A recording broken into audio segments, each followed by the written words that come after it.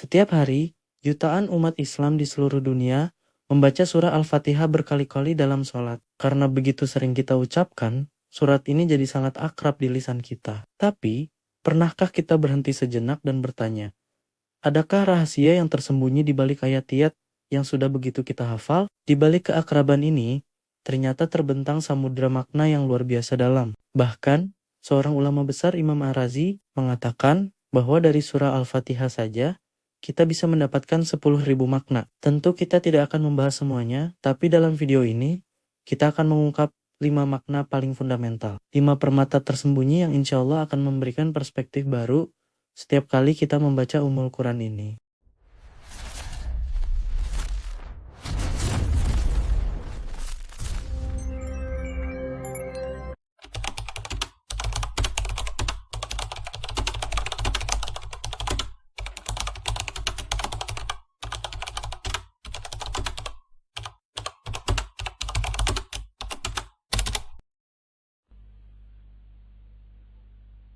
أعوذ بالله من الشيطان الرجيم.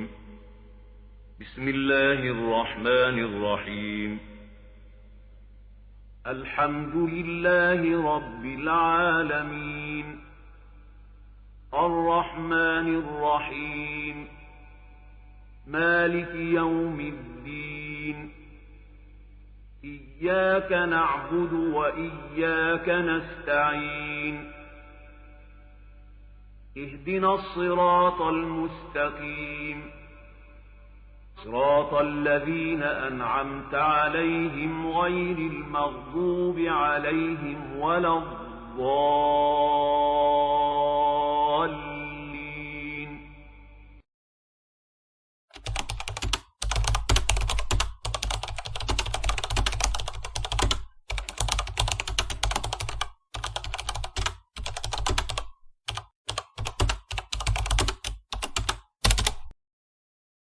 Makna pertama, dari dia menjadi engkau, momen intim saat tirai ilahi tersingkap. Pernahkah kalian sadar ada sebuah keajaiban linguistik dan spiritual yang tersembunyi dalam surah Al-Fatihah yang kita baca setiap hari?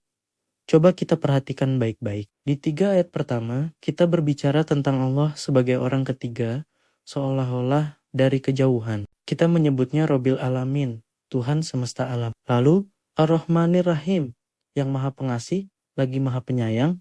Kemudian, Maliki Yaumiddin, penguasa hari pembalasan. Dalam semua ayat ini, kita memujinya sebagai dia. Namun, perhatikan apa yang terjadi di ayat selanjutnya.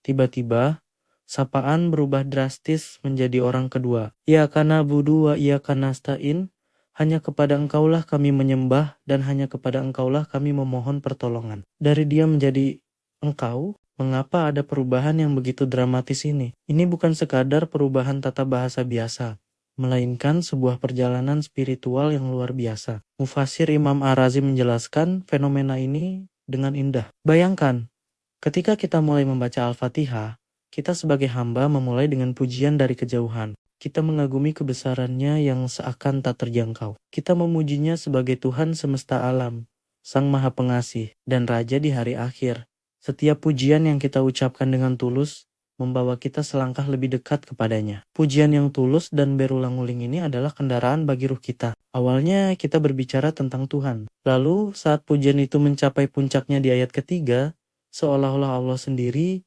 mengangkat tabir yang memisahkan kita. Jarak itu hilang, digantikan oleh kedekatan yang intim. Pada momen itulah, kita tidak lagi berbicara tentang Dia. Kita diberi izin untuk berbicara langsung kepadanya. Allah seakan berfirman, sekarang berbicaralah langsung kepadaku. Maka kita pun mengucapkan, Iyyaka na'budu, hanya kepada engkau kami menyembah. Ini adalah momen transisi dari kekaguman menjadi percakapan. Dari sekadar mengetahui tentang Tuhan, menjadi merasakan kehadirannya. Surah Al-Fatihah bukan hanya sekumpulan kata, tapi sebuah peta perjalanan spiritual. Ia mengajarkan kita bahwa pujian yang tulus adalah kunci untuk membuka pintu kedekatan dengan Sang Pencipta. Setiap kali kita membaca Al-Fatihah dalam salat, kita sebenarnya sedang melakukan perjalanan ruhani, melintasi tirai gaib untuk bisa berbicara langsung dengan Allah.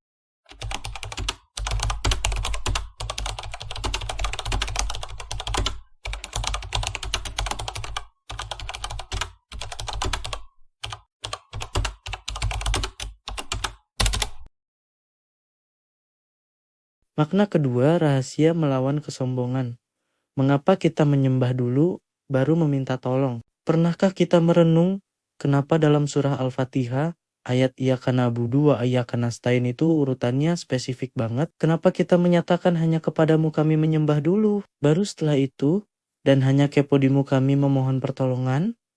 Kenapa nggak dibalik aja? Ternyata, di balik urutan ini, ada hikmah psikologi spiritual yang luar biasa dalamnya. Bayangkan begini, setiap kali kita selesai beribadah, entah itu sholat, puasa, atau sedekah, ada satu potensi bahaya halus yang mengintai di dalam hati. Bahaya itu adalah rasa bangga pada diri sendiri, atau yang dalam Islam disebut ujub. Kita mungkin berpikir, wah hebat ya aku, bisa salat khusyuk hari ini, atau alhamdulillah aku berhasil sedekah dalam jumlah besar. Nah, perasaan bangga inilah yang bisa mengikis pahala dari amal kita, seperti api yang memakan kayu bakar. Sekarang, coba kita lihat lagi ayat tadi. Dengan menyusun kalimatnya menjadi kami menembuhmu, lalu langsung disambung dengan dan kami memohon pertolonganmu. Kita seolah-olah diajarkan sebuah mekanisme pertahanan diri spiritual. Begitu kita selesai menyatakan komitmen ibadah kita kepada Allah, kita langsung diingatkan untuk mengakui bahwa ibadah itu sendiri tidak akan mungkin terlaksana tanpa pertolongannya. Jadi, urutan ini adalah sebuah pengakuan. Pengakuan bahwa salat yang kita kerjakan, puasa yang kita jalani, semua kebaikan yang kita lakukan, itu semua terjadi bukan karena kehebatan kita, tapi murni karena kekuatan dan pertolongan yang Allah berikan. Setiap kali kita mengucapkan ayat ini, kita sedang melatih diri untuk rendah hati.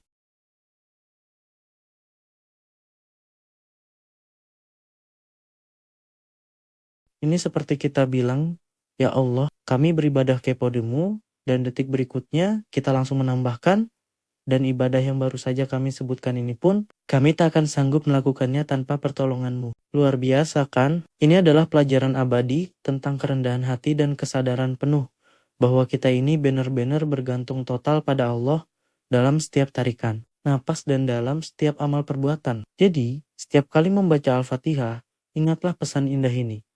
Ibadah kita adalah anugerahnya, bukan pencapaian kita.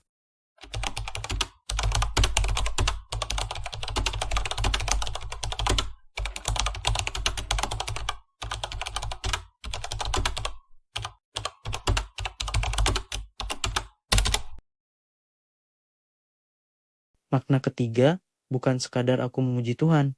Makna sebenarnya dibalik alhamdulillah. Pernah nggak sih kita mikir, apa bedanya bilang alhamdulillah sama sekadar bilang aku memuji Allah?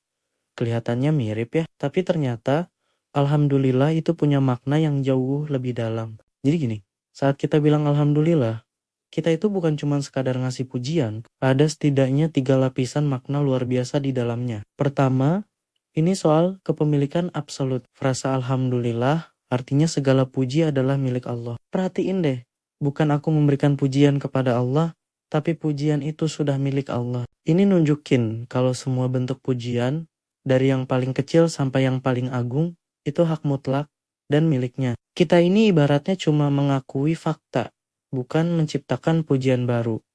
Kedua, pujian itu untuk zatnya. Allah itu layak dipuji karena dirinya sendiri yang maha sempurna, bukan karena ada kita yang memuji. Bahkan kalau seluruh alam semesta ini diam 1000 bahasa, nggak ada satupun yang memujinya, Allah tetap maha terpuji. Pujian baginya itu adalah realitas abadi yang nggak bergantung pada siapapun. Keren banget kan konsepnya? Pujian itu ada dengan sendirinya, karena Allah memang pantas dipuji. Nah, yang ketiga ini paling bikin kita merenung. Saat kita bilang alhamdulillah, kita itu secara nggak langsung lagi ngakuin keterbatasan kita. Kita sadar, sebagaimanapun kita berusaha, kita nggak akan pernah bisa memuji Allah dengan pujian yang benar-benar setara dengan keagungannya. Jadi, dengan mengucapkan kalimat ini, kita seolah-olah bilang, ya Allah, aku nggak mampu memujimu dengan layak, maka aku kembalikan semua pujian ini kepodimu, sang pemilik pujian yang sejati. Jadi, alhamdulillah itu bukan sekadar ucapan aktif aku sedang memuji Tuhan. Tapi ini adalah sebuah pernyataan tentang kebenaran hakiki.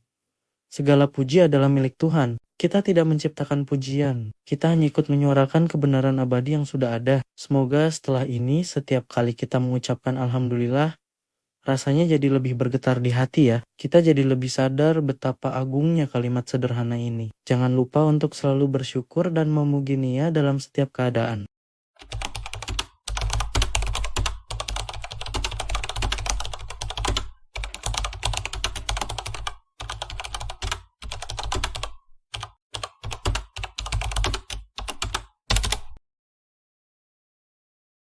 Makna keempat, tunjukilah kami jalan yang lurus.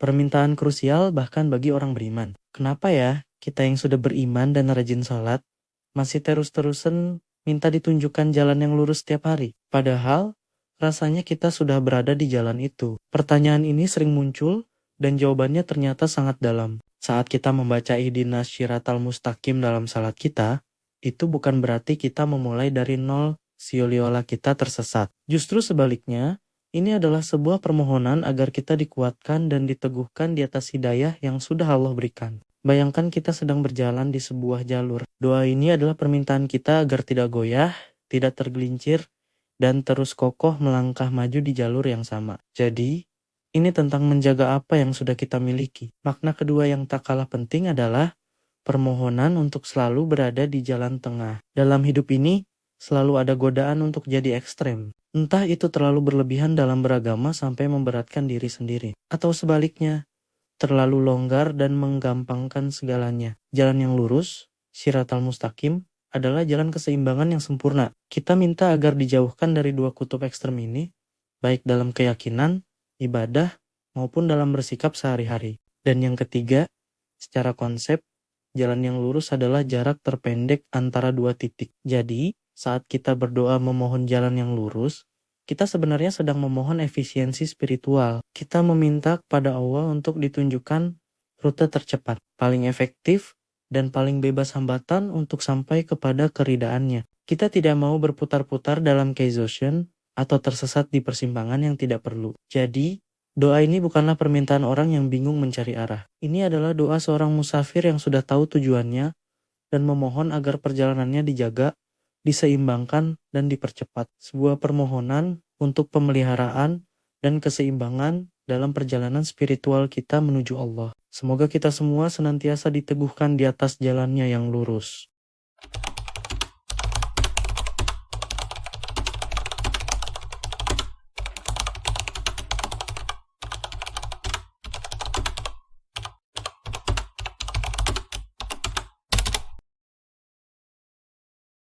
Makna kelima, Tuan atau Raja Hari Pembalasan. Satu kata yang mengungkap luasnya rahmatnya. Pernahkah kita perhatikan dalam bacaan Al-Fatihah, ada yang membaca Maliki Yaumiddin, ada juga yang Maliki Yaumiddin, ada yang pendek, ada yang panjang. Ternyata keduanya sama-sama benar dan sahih loh.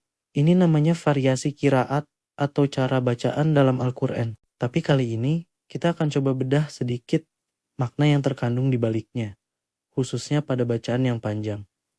Ma'alik, kalau kita terjemahkan, Malik yang dibaca pendek artinya raja. Sedangkan Ma'alik yang dibaca panjang artinya pemilik atau tuan. Keduanya keren. Tapi makna di balik kata Ma'alik ini luar biasa dalamnya. Ini bisa mengubah cara kita memandang hari pembalasan. Kenapa begitu? Coba kita bayangkan sebuah analogi sederhana. Seorang raja atau Malik punya standar yang tinggi. Kalau ada prajuritnya yang lemah, sakit, atau tidak bisa berperang, mungkin sang raja akan bilang, maaf kamu tidak bisa bertugas, kamu tidak memenuhi syarat. Ini logis, karena seorang raja butuh prajurit yang kuat untuk menjaga kerajaannya. Pengadilan seorang raja itu tegas dan berdasarkan aturan yang kaku. Sekarang, kita bayangkan seorang tuan atau ma'alik yang punya seorang hamba. Kalau hambanya ini sakit, lemah, atau tidak bisa bekerja dengan sempurna, apa yang akan dilakukan seorang tuan yang baik? Tentu dia tidak akan langsung membuangnya. Justru, dia akan merawatnya, memberinya makan, dan mengobatinya sampai sembuh.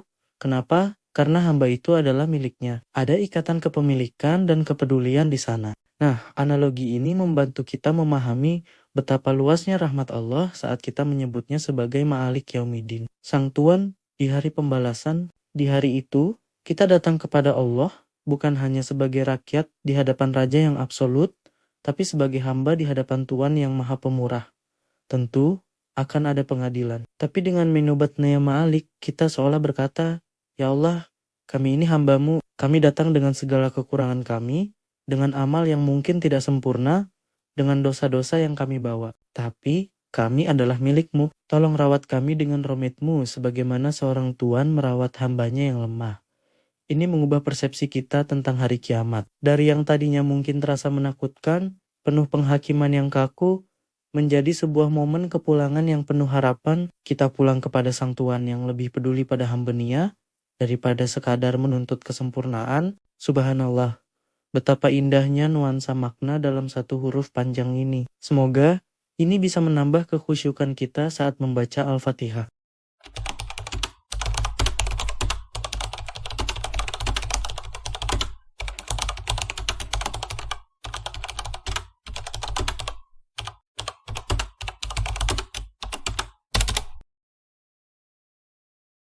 Kesimpulan, peta harta karun di tangan kita. Jadi, bisa kita bilang, surah Al-Fatihah itu seperti peta harta karun yang ada di tangan kita. Surat yang sangat kita kenal ini ternyata menyimpan lautan makna yang tak bertepi. Ia mengajarkan kita cara membangun hubungan yang intim dengan Tuhan. Bagaimana menjaga kerendahan hati saat beribadah, dan betapa luasnya rahmat ilahi. Bayangkan, surah Al-Fatihah sebagai peta harta karun. Setiap ayatnya adalah navigasi suci dalam perjalanan kita. Pujian Alhamdulillah menjadi kompasnya, penyembahan Iyyaka na'budu menjadi kapal yang kita gunakan, yang hanya bisa bergerak dengan pertolongan Iyyaka nasta'in, dan doa untuk tetap di jalan yang lurus. Ihdina siratal mustaqim adalah jaminan agar kita tidak tersesat dalam pelayaran agung ini. Dengan pemahaman baru ini, kira-kira harta karun makna apa lagi yang akan kamu temukan saat membaca surah Al-Fatihah nanti?